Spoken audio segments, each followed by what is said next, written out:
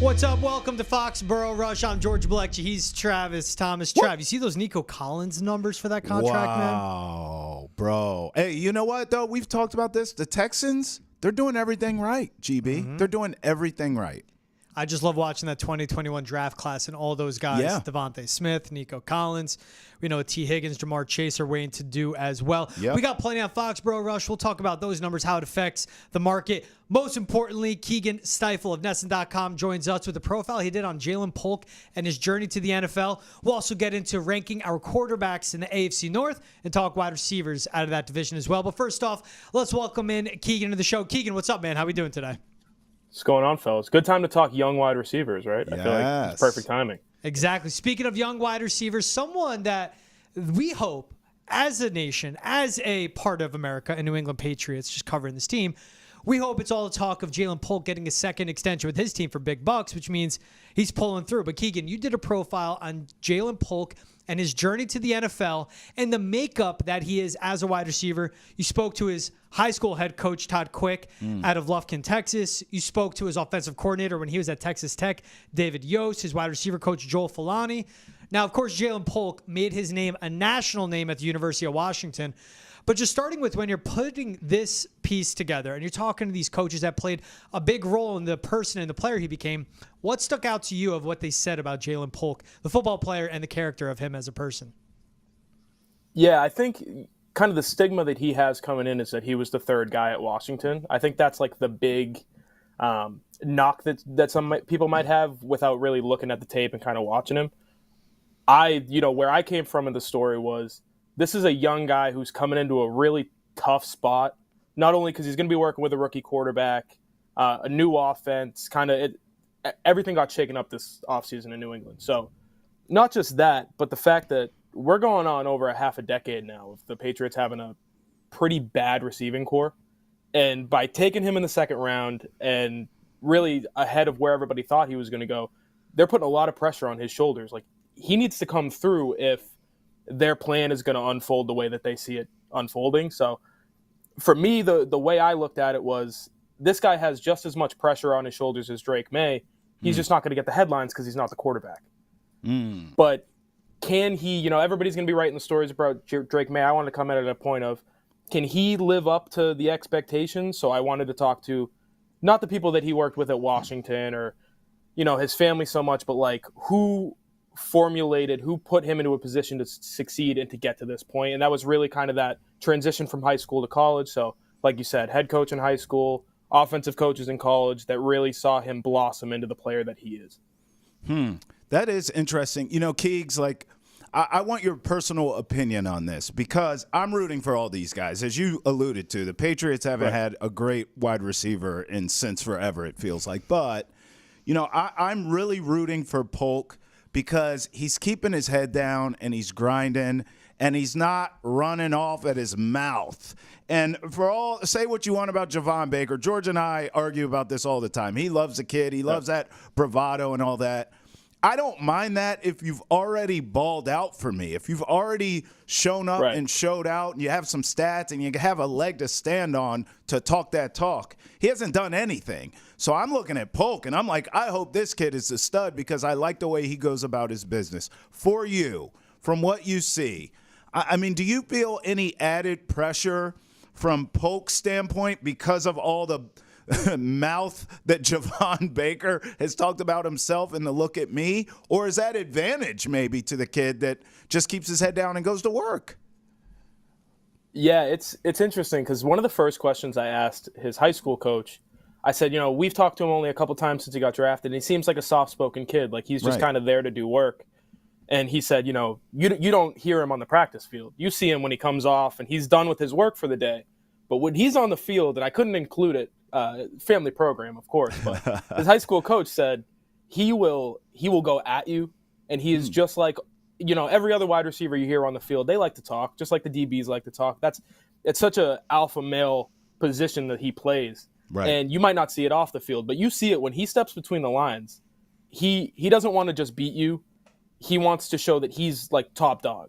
And when I, moved on to the portion of talking to his college coaches and the guys that he spent a little bit less time with, just that 1 year at Texas Tech, they said they had guys that had played with Patrick Mahomes that were still there, and guys who had come in and they eventually moved to the NFL but didn't have long careers that were playing there, and they thought, he's a young kid, he's still figuring it out. We'll redshirt him his freshman year, and then we'll go from there. Mm-hmm. And 2-3 weeks in, it was like, okay, he's the guy. Now we have to focus what we're doing on him because, like you said, he's not that talker. He's not going to tell you how great he is, but you're going to see it as soon as he's on the field. He's not the biggest, he's not the fastest, he's not the strongest, but he's going to produce. One of the quotes in the story is from his college offensive coordinator. He's not the guy you think we need to get the ball in his hands, but you'd be stupid not to put the ball in his hands because it works out every time you do. Right. So, let's not mess around too much. Let's just get the job done. That's what he does. He doesn't mess around. He gets the job done. To surmise that exact takeaway, and that stood out to me too, he said, you don't look at Jaylen Polk and go, let's get him the ball on a screen on 3rd and short, and he's going to make guys miss. Right. It's reliable. Who does Jaylen Polk remind you of that maybe has worn a New England Patriots uniform in the past, or when you compare him to a pro wide receiver for another team, Keagan? Great question. It's tough with the Patriots because when I think of great Patriots receivers, it's slot guys. And I don't want to throw him in he's a slot receiver. Like I see that in Demario Douglas. Like he's the slot receiver who will work under the middle. I think, Jalen McMillan, who was Jaylen Polk's college teammate, was called a juiced up Jacoby Myers leading into this draft. Mm-hmm. I think they had 2 Jacoby Myers on their team, which is what made them so special because Jacoby Myers can only play one role. They have 2 of them, then they can fulfill all the different roles that he's able to play. He can just only do one thing at a time. So right. If it had to be a Patriots guy, I think it's a Jacoby Myers. And you think, what are we taking a 2nd-round kid to replace a guy that we could have had already and paid? But, past mistakes, you can't let that play into what you're going to do moving forward. If they re-signed Jacoby Myers, this wide receiving group would have looked a lot better last year than it did. So if I had to go Patriots-wise, I think Jacoby Myers, just because it's he's reliable, he gets the job done, he can do anything on the field, and you're just really looking for a guy who can bring consistency, especially because you have a rookie quarterback who knows when he's going to play this year, but eventually you're going to have to work him in, and what better to have than a guy who's just going to go get open for him. And don't forget, Trav, real quick, Jacoby Myers was not re-signed by the Patriots because he was very outspoken about how asinine it was what Matt Patricia and Joe Judge were doing to lead the offense. That's right. That season goes by. Bill Belichick says, get the F out of here because if you speak out against a team, you are not staying here. Same thing happened with Brian Hoyer, and then look at what the Patriots quarterback room was like. So I get what you're saying, Keagan, and the past transgressions of mistakes of a past GM. And that's why I think it's going to be a long rebuild for Elliott Wolf because it's going to take a draft and offseason to get your guys in the room. And then the next draft, you can really go, okay, what are the team's needs? How do we do this? It takes a while to get the personnel in check. Yeah, I mean, that's a fair point. But I want to talk about the guys we do have. I mean, we're mentioning the rooks. Keegs, you talked about Pop Douglas. I mean, as you sort of, when the smoke clears, as you project ahead, who's going to be in this wide receiver core? Who's odd man out? Listen, I'm going to be honest with you, and I've told George this, and I'll tell anyone who will listen until I'm blue in the face. I wanted Juju Smith-Schuster gone yesterday. I mean, as soon as a dude signed into his Snapchat, I wanted him out of here. He's not producing for you. He's a pain in the ass. Yep. I don't believe he's a leader, so I don't really understand what he brings to the table, but that's just me. How do you sort of see this playing out? Who do you see being the odd man out? Who's going to be in this receiving core when the smoke clears? Listen, I already hear the people that are falling into the trap of Juju Smith-Schuster again. Last year, he told us, the knee's fine. Don't worry about the knee. It's all good, whatever. And then he comes back to OTAs this year, and he's, well, now the knee's good. It wasn't last year. I lied last year. But now I'm telling the truth. I swear. I don't know if I'm eager to fall into that trap again. Are the Patriots, whole new offensive coaching staff, are they willing to fall into it? Can he produce in the preseason that makes you think, okay, he is healthy? Because last year you knew he wasn't, but you're not going to cut a guy who you just signed to a 3-year deal, 5 months ago. Right. The Smith-Schuster thing that's a conundrum. Bill Belichick set them up for failure on that one. He's gone now, so there's no point in pointing fingers, but he really did. So I think if you're looking at the bubble for the receiver core, it's Juju Smith-Schuster. He's the guy on the bubble. I think the rest of it's kind of set. You've got Jaylen Polk's going to be on this team. Kendrick Bourne, Demario Douglas. Those are your top 3 guys. Javon Baker, where does he fit in? Is he going to kind of slide into that number 5 role where you're really not playing him a ton early, you're trying to refine him, or is he going to be ready to go right away? You don't know, but you don't draft a second receiver to just go ahead and cut him. Like there's a reason they drafted him. Right. So I think those are the 4 guys that are there, and then it comes down to who's gonna find their way into this roster. Is Jalen Reagor a good enough kick returner to stay on this roster? Is Tyquan Thornton? He's been working special teams through OTAs. Yeah. Can he find a secondary way to get onto this roster and still be, a body in the receiver room? That's another guy, 2nd-round pick, just like Jaylen Polk, and he's entering, is it year 3? It wasn't that long ago that they decided that he was a guy that they were going to build with toward the future. So a lot of guys really on the bubble. Kayshon Boutte, he's got legal troubles off the field. Who knows? Maybe that'll get figured out for the Patriots. They won't have to make the ultimate decision on that. So, like I said, there's the 4 guys. It's Bourne, Polk, Douglas, Baker. And then from there, I think it's any mix of the veterans. I think they'll keep a 5th. I don't know if they'll keep a 6th because in past years, it was just Matthew Slater. Are they going to keep a 6 who can actually play receiver and then double as a special teamer? Right. Who knows? But like Sean said when he was on what was it, last week, there are a billion guys on the field at OTAs. There are so many options. People step up every year. You see a guy that no one ever heard of enter in May, and all of a sudden he makes the roster. So it's too early to tell with that, but I'd say you've got 4 guys that are going to make this team. And don't forget about KJ Osborne, their big-time free agency signing as well. But that guy is a slot receiver, a vet coming over from the Vikings. Big-time free agency signing. Yeah, thank you. I forgot about the big-time free agency signing. I'm happy both you guys heard the sarcasm in my voice. Thank you for following up and having my back. These are why you guys are my boys, and I love the both of you.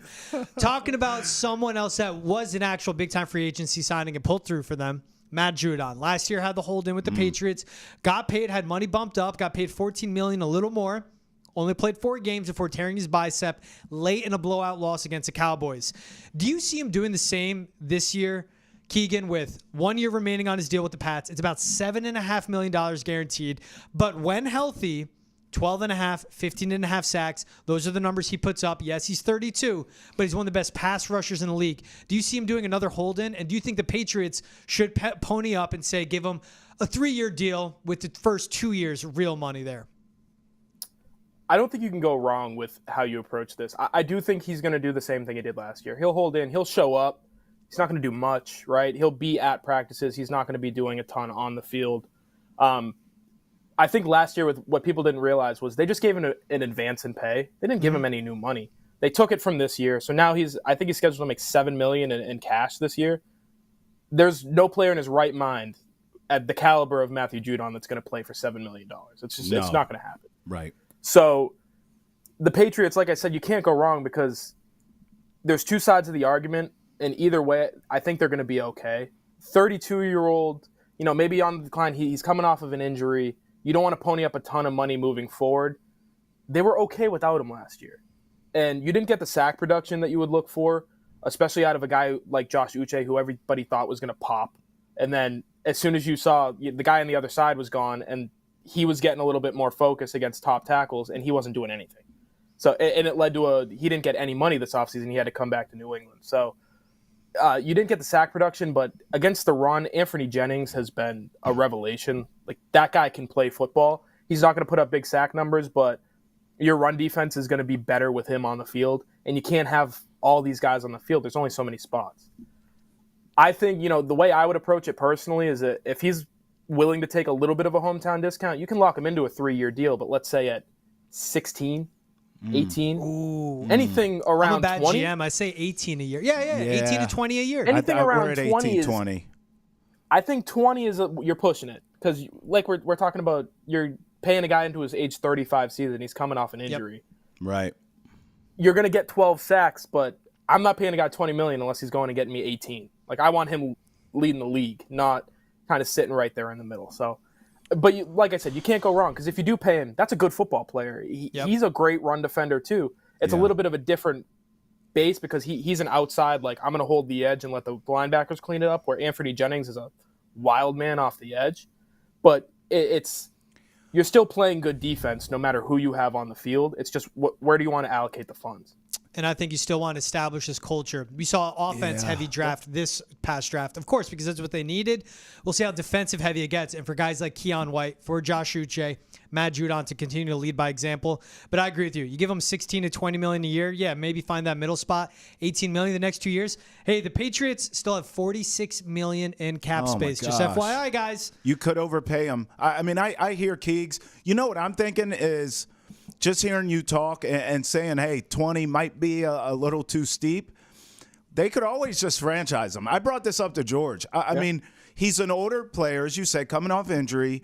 You could just let the contract play out, franchise him. He doesn't, now, I don't know this for sure, but he doesn't seem like the type that's going to raise too much hell. None of these guys are happy with the franchise tag, but he doesn't really seem like the type that's going to protest. In fact, he had a quote already saying he's not leaving. I ain't giving no money away, end quote, when it comes to holding out for camp. He's not playing that game. He'll show up.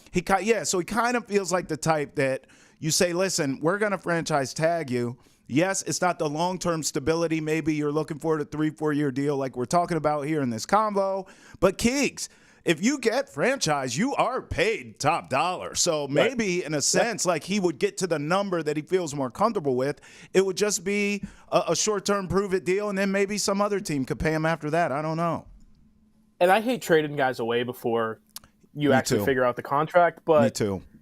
You know, if you lock him into a deal where you do franchise him, okay, if he's not willing to play for you at that number, maybe there's a team that's closer to winning that he'll be willing to play for at whatever that number is. And you've seen it in the past couple of years, like Eric Armstead and DeForest Buckner, like these guys, they can get you a pretty good draft pick. You ship them off on an expiring deal, you can go get a late second, early third round pick. That's right. Like we said, the defense was not the problem last year with this team. Even without Judon, even without Christian Gonzalez, who looked like a superstar through 6 games, and then, you know, his shoulder ends up exploding against the Cowboys. Like, this team can figure it out defensively. It's just the offense they have to worry about. Yeah. And I like a Judon guy where you gave his defensive coordinator promotion to head coach in Drake Maye and his D-line coach in DeMarcus Covington a promotion to defensive coordinator. Hey, Drake Maye, Patriots came to an agreement on his rookie deal, 4 years, $36 million. Being a first-round pick, of course, that's a 5th-year option that floats out there. What do you think of them coming to that agreement? And, you know, for you, what's your opinion on Drake Maye and what he looks like as a prospect for the Patriots moving forward?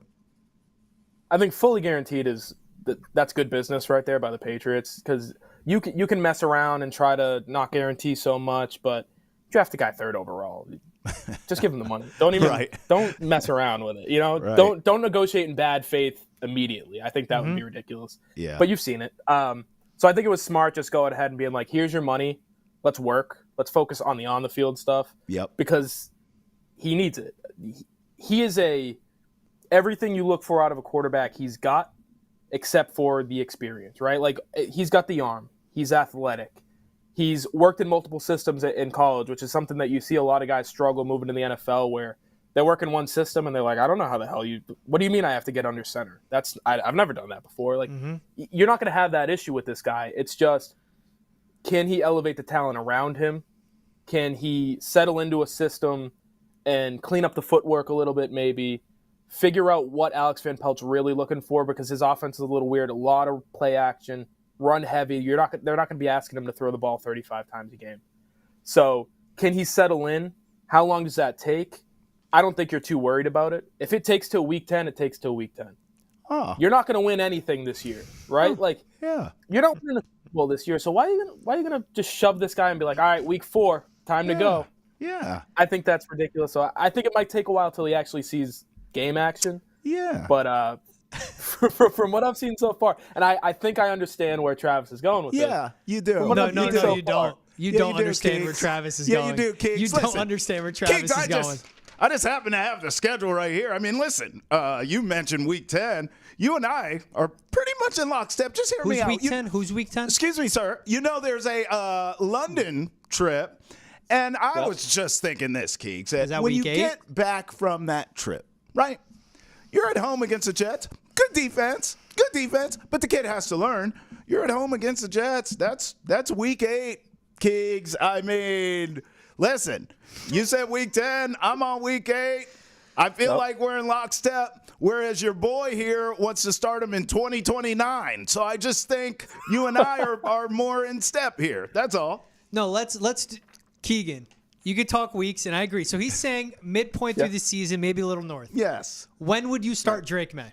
And I'm not going to say when I would, because I'm objectively asking this question, because I objectively want your answer, because objectively I like you, so that's subjective. Week 8. When would you start Drake Maye? When would you start Drake Maye? When is London? Week 7. Week 7. Against the Jaguars, you come back week 8. You're at home hosting the New York Jets. Then you're on the road at the Tennessee Titans week 9. Yeah. Week 9? On the road? I start in week 9. Okay. On the road. At Tennessee. Okay. At bad defense. Bad team. Well, let's be honest. The Titans kind of stink. Yeah.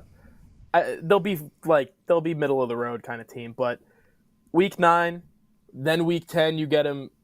Is that 2 back-to-back on the or you're back home Bears, against week the Bears? 10. That's a good defense. No, you're in Chicago. You're on the road. Good defense. You're in Chicago. Okay. So back-to-back road games, that's not great, but I know you guys have gone over it. The Patriots got hosed when it came to the schedule. Oh, man. Like, week 14 bye is unbelievable. You're going out to the West Coast twice. You're going to London. You've got back-to-back away games, like I just figured out, unfortunately, in the middle of the season, where you would probably like to incorporate your rookie quarterback.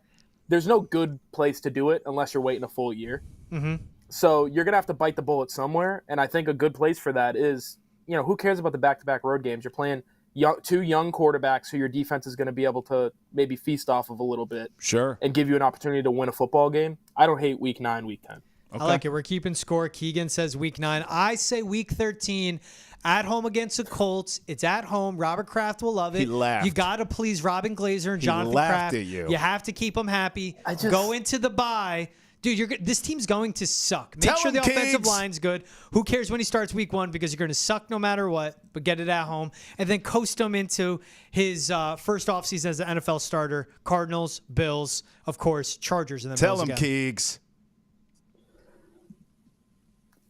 I mean, what are we doing? Why are you drafting a guy at 3 if you're going to just draft somebody next year if you're going to wait a full year? I'm drafting him at 3. He's better than anyone in this upcoming draft. That's why I take him at 3. I agree with that. And it's a 10-year plan. You protect him in year 1. Make sure the offense is 10 ready. years. Make sure, yes, it's a 10-year plan where Count you your make sure chickens. it's right. Year 2, he's good. You give him this extension before he hits year 4. You don't pick up that 5th-year option, and then you extend him again, and he's the next starter for the 10 years. I'm looking at the full outlook. Meanwhile, Keagan, everyone's fired. Drake Maye's here, but everyone else is packing U-Hauls and looking for work. And then Robin Glazer is leading the entire franchise. I don't want to sound like Joe Douglas, who stood lockstep with Zach Wilson until the day he traded him away. Mm-hmm. But, I don't care what Drake Maye looks like in his rookie year. I really don't. Go throw him out against the Wolves. You need a full year to break him down and build him back up if you're really looking for long-term success with this guy. Right. So, and he doesn't strike me as I don't know him personally, but he doesn't strike me as the kind of kid whose talent or whose confidence is going to be shaken by a bad year or a bad few games, whatever it is. He grew up in a household 5 Division I athletes, a sickening amount of talent in that household.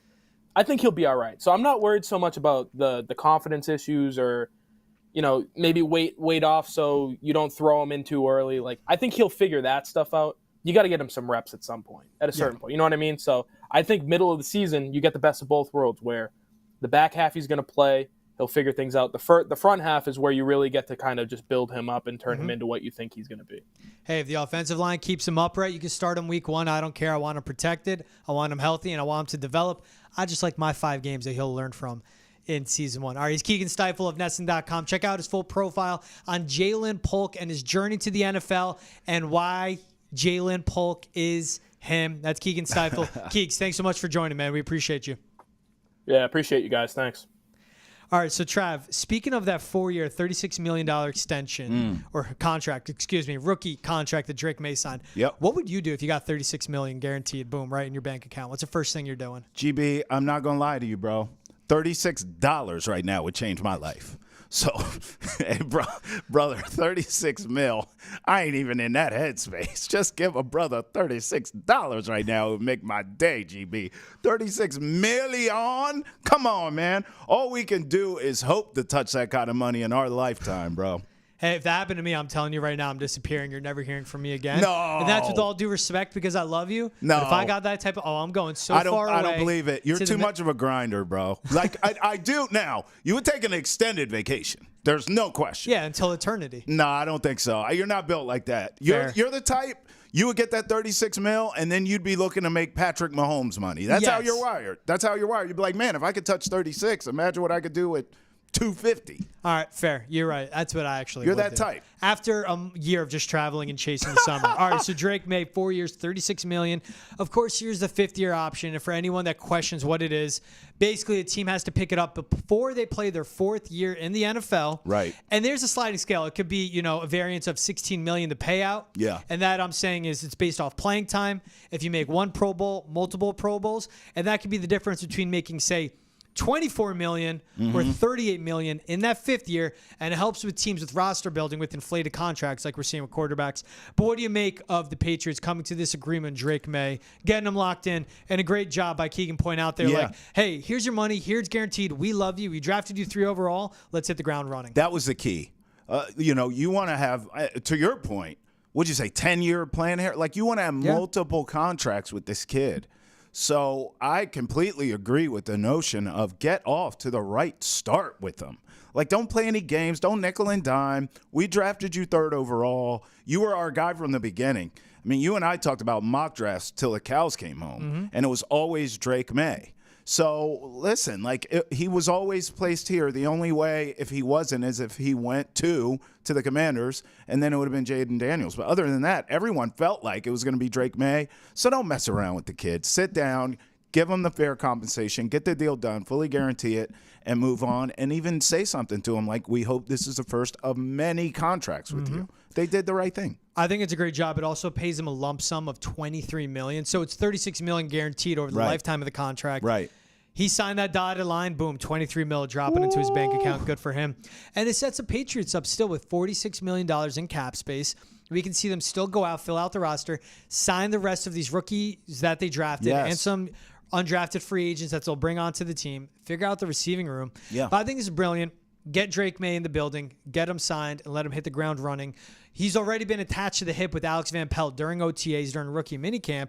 You just want to give this kid security, and you want to make his world as small as possible. By that, I mean you want to go to him and go, here's a fully guaranteed, don't worry about incentives. Yes. We believe in you. Here's your money. You don't have to worry about hitting a certain milestone or a marker when you're on the field with this team.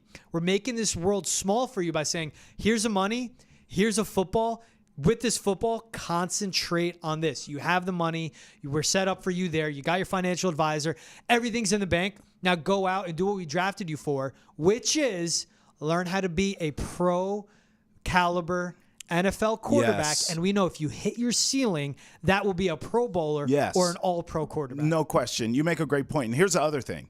We already have seen enough from him to see that he's a very humble kid, meaning he's not out there in Balenciaga and all this flashy stuff. This kid, I mean, honestly, we've seen him at the playoff games. We've seen him around town. He's always in a Boston sports team jersey. He's chilling. How about Boston has entered the chat and Foxboro Rush, where we're making fun of the kid for having all this stuff in his pockets. Speaking of which, for everything Boston sports and pop culture, check us out on Boston has entered the chat.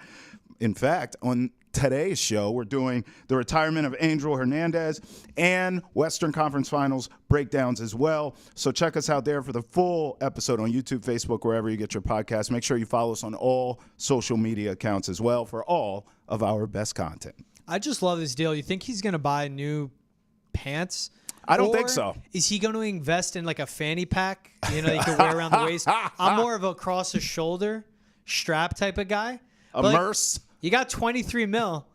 Like, get that, and then you don't have to worry about your pants and your pockets looking all chunky and filled with stuff, right? But do you remember the world of if you're the number 1 overall pick, what Matt Stafford or Sam Bradford made coming out of college? Yeah, bro. Exactly. This Yeah. is still so much money, and just shows how asinine it was back in the day. It was. With the money those guys were making. I know.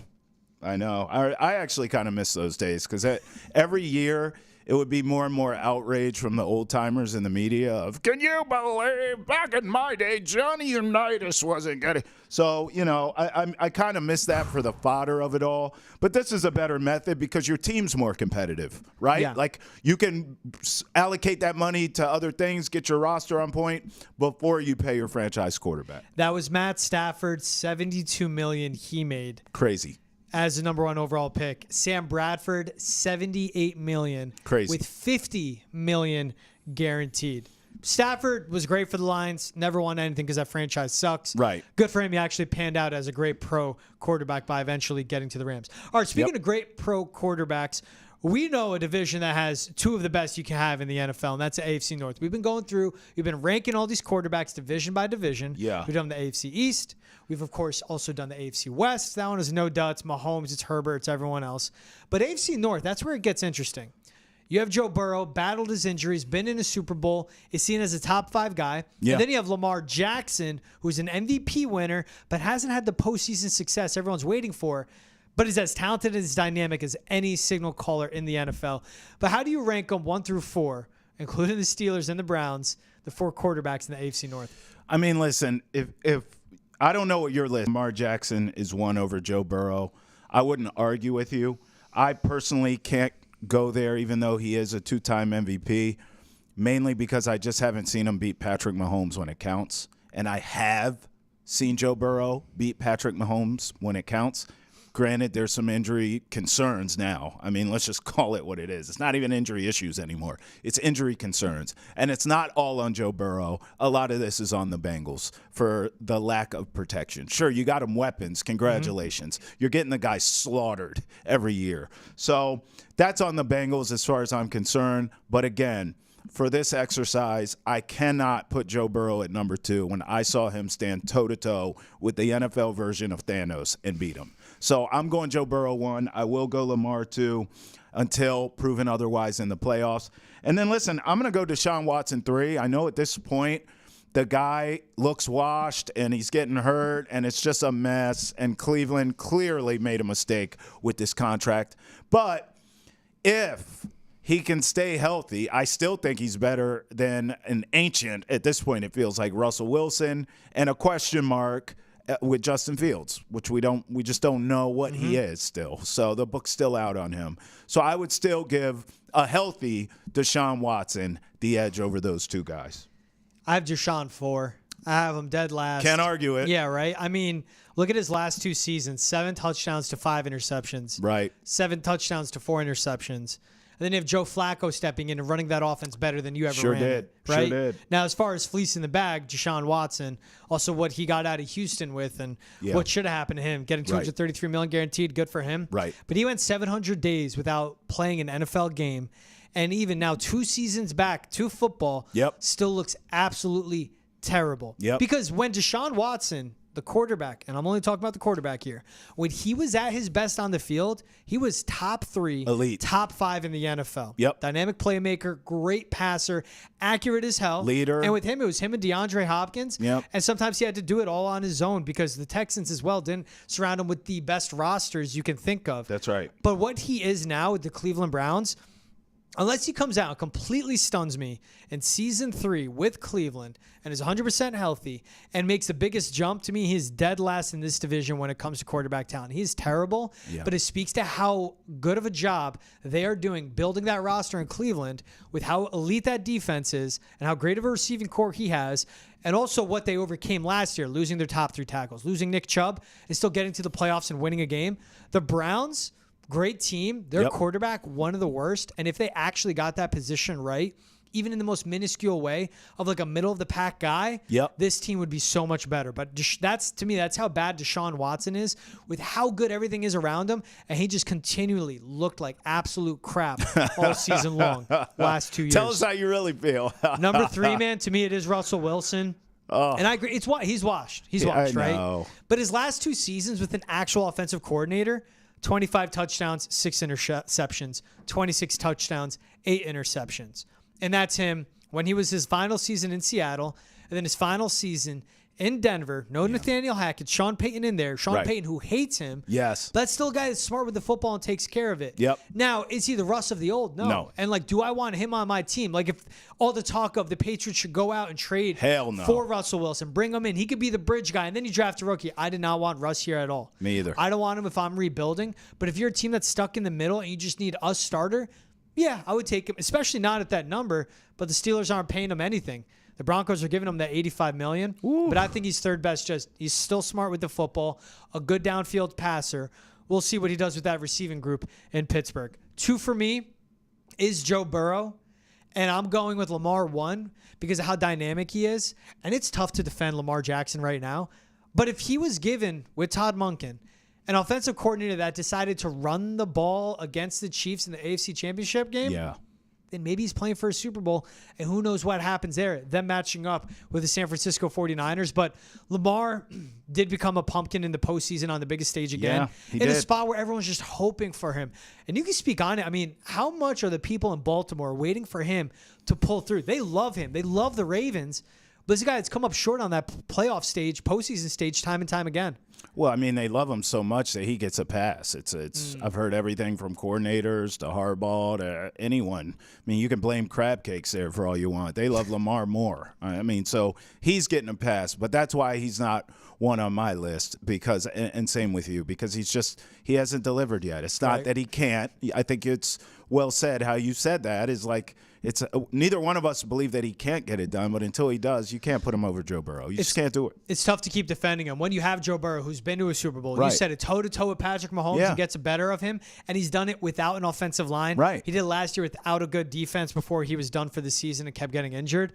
But let's see what the Bengals do now. They went and got Trent Brown to get him a left tackle, right? Let Jonah Williams walk, get Trent Brown in there, protect his blind side. We'll see. We'll see what happens with the wide receiver group for him because that's where it gets interesting with Joe Burrow. Yes. Jamar Chase, Tee Higgins, both are holding out, not reporting to OTAs. Ooh. Now, the head coach is coming out saying, look, it's no big deal. It's OTAs. We'll get a deal done with Jamar and T. They'll be happy. But what it lines up for Chase, he's eligible for a new contract after reaching a Pro Bowl his first 3 seasons in the league. Yeah. And again, I mentioned at the top of the show, he's part of that 2021 draft class. Devontae Smith has gotten paid. Yep. Amon-Ra St. Brown, who's a 4th-round pick, has gotten paid. Nico Collins has gotten paid. Just got it. Now, Jamar Chase is looking around and going, I'm top 3. At worst, I'm top 5. Those guys aren't in my even zip code. Y'all got to pay me. But this is what's going to be interesting if they get a deal done with Jamar Chase. And can they get one done with Jamar Chase and Tee Higgins to keep 2 elite receivers in that city? I don't think so, George. I think Chase is going to get whatever he wants. I think he'll be the next highest paid wide receiver. Fine. But I'm going to tell you, I think Tee Higgins is probably going to realistically get a Nico Collins-like deal. I really do, and it's not going to be from the Bengals. 3 years, $75 million for Nico, $52 million guaranteed. I mean, listen, if I asked you who's better, Tee Higgins or Nico Collins, it feels kind of like a push to me. We don't know if Tee Higgins is a true number 1, but we kind of think he is. Mm-hmm. I think he's going to get paid from somewhere, and it could be New England down the line, right? It could be. $46 million. It could be, but I do not believe that Tee Higgins and Jamar Chase will coexist in Cincy in a year. I just don't. And even think about it like this. If the Patriots want to trade for him, all the talk of Juju Smith-Schuster and Keagan, we all agree he's on the bubble. Like, that's a guy, keep him, you don't, I don't care. Right. If they cut him, he will only cost them $2 million more in dead cap. They're paying him $10 million this year. If they cut him, they'll have to pay him $12 million. But it's not $12 million in dead cap. It's $2 million more they would have to pay. They don't save by cutting him. Right. All right, so that cap number goes from $46 million to $44 million this year, and it'll grow the next few years. You have him off the books next season, save a lot more money. What's the price for Tee Higgins? Because that's someone you have to trade for, but then you're going to have to pay for him. Do you think it's a Nico-like deal? For Tee Higgins, yeah, I think the number's fine. I think what it's setting up to be, because Nico Collins, 3 years, $72 million, $52 million guaranteed. Devontae Smith, 3 years, $75 million, $51 million guaranteed. It's all that same class. So if you trade for Tee Higgins and give up a second rounder for him, which you said is the price for a starting receiver, which you did with Jaylen Polk. You got Javon Baker later. But if you give up a second round for next year's draft or the draft after, or maybe a second and a third, depending how you stagger them, right? How you space them out. You get him in, and then you give him that 3-year extension where it's worth up to $80 million with $54 million guaranteed. So you're only overstepping Nico Collins by $2 million. Yes. Or look at Amon-Ra St. Brown. He got $77 million guaranteed. 24 this upcoming league year. What do you give for Tee Higgins? That's going to be the big question. Jamar Chase is going to go out and get $80 million guaranteed. He's going to get whatever he wants. But Tee Higgins, if you give him $55 million guaranteed, and he can earn up to 75 or 80 million, he'll be happy. And you have him for the next 3 years. Guess what? That's the next 3 years before you have to pay Drake Maye. And I think that's what works with Tee Higgins. Yes. You got to figure out your tackle spots. And listen, again, going back to this, we're not sure if Tee Higgins is a true number one. We think he could be. But you better damn well believe he's a number one today if he steps into that New England Patriots wide receiver room. There's no doubt about that, George. So if I'm him, you can get the cabbage, you can get the bag, and walk in and be the man. Yeah. It's a no-brainer. Not to say there's other places maybe he couldn't do that, but I think it's a no-brainer, especially with a young quarterback. What you need is Drake Maye to show some signs here that he's going to be the real deal Holyfield. If he could do that, Tee Higgins may want to come play for New England. Look at what the Texans did, too, because Nico Collins earned this contract based off 1 year with Deshaun Watson. Because he had Davis Mills his first 2 years in the league. But he had 80 catches, almost 1,300 yards, 8 touchdowns. For his career, he has 150, 2,200, and 11 tutters. So he did it all in 1 year. The Patriots need to pick up the phone. Elliot Wolf needs to pick up the phone and go to the Bengals, you want to pay Jamar Chase? You want to keep him happy, but you want to get a return for Tee Higgins? We want him. We will trade for him. We will pay him. And if you give a Tee Higgins a 4-year deal with great guaranteed money that keeps him happy, but you capitalize on having Drake Maye as a rookie quarterback. And yeah, sure, he's not a number one receiver around the NFL, but look at what works for other teams, like the Green Bay Packers. We have a bunch of wide receiver twos. They're talented. They're complementary. They're dynamic. They all play off one another. And look how successful it's being for Jordan Love. If the Patriots go out and do that for Drake Maye, and you have a Tee Higgins with a Jaylen Polk, with a KJ Osborne, with a Kendrick Bourne, and a Javon Baker, and a Demario Douglas, that is a great receiving room. And you take a receiving room that is still bottom 5 in the NFL, if you ask me, and you turn them into top 15 at worst. And if Tee Higgins pans out, teaches these guys how to be a pro, he'll be worth every penny. If I'm the Patriots, I'm going after Tee Higgins right now, trading for him and paying him. I'm picking up the phone. If he continues to hold out with the Bengals and you can capitalize, and it's still, you sign him now, you're getting ahead of this wide receiver market that's only growing, especially once Justin Jefferson and Jamar Chase get paid. Absolutely. I also have seen Tee Higgins make clutch plays in big games. Listen, there have been games with the Bengals, obviously when Joe Burrow's upright and all, but there have been big games with the Bengals, whether to get into the postseason or in the postseason itself, where I felt as though defenses did a superb job on Jamar Chase, neutralizing him. You never truly shut down a great player like him, but they've done a good job neutralizing him. You could tell they put a lot of resources into trying to slow him down. And I felt 2 guys stood out to me, Boyd and Higgins, both for making clutch plays for Joe Burrow at big moments. That just goes into sort of my prognostication and yours, I'm sure, of, hey, I'm willing to trade for him, to give him a bag, whatever it is. You could also wait this out. Now, if you trade for him, you guarantee you get him, and then you try to work out a deal.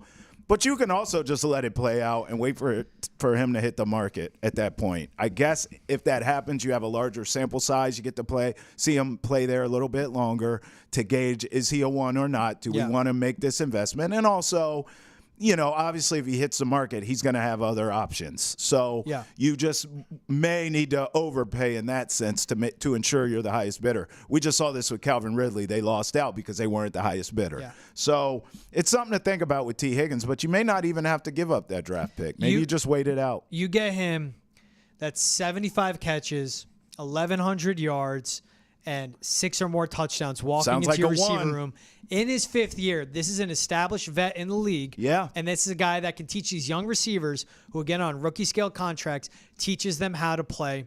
Next season, you go out, you get a tackle, and you resolved your issue of searching for a receiver. Tee Higgins is a guaranteed thing. He's a guaranteed commodity. He is not a question mark, which all these receivers coming out of college are. Jaylen Polk and Javon Baker are nothing more than prospects Better than anything you have on your roster. You know what you get with Tee Higgins. If I'm the Patriots right now, I'm going out and I am getting him. I'm trading for him, and I am extending him right now because I get ahead of that receiver market, and that is just smart business. You go out, you get Tee Higgins. That's Elliott Wolf once again flashing and showing what he could be as a general manager and the head of the personnel department for the Pats, and just being a smart businessman. Yeah. You're going to pay him a lot. The cap keeps going up, and you'll have more space next year. All right, that's it for this episode of Foxboro Rush. Thank you so much for making us a part of your day and tuning in. Make sure to catch new episodes every Monday, Wednesday, and Friday. Thanks again for Keagan Stiefel joining us. Head to Nesson.com to check out his profile on Jaylen Polk. For Travis Thomas, I'm George Balekji. We'll see you guys next time.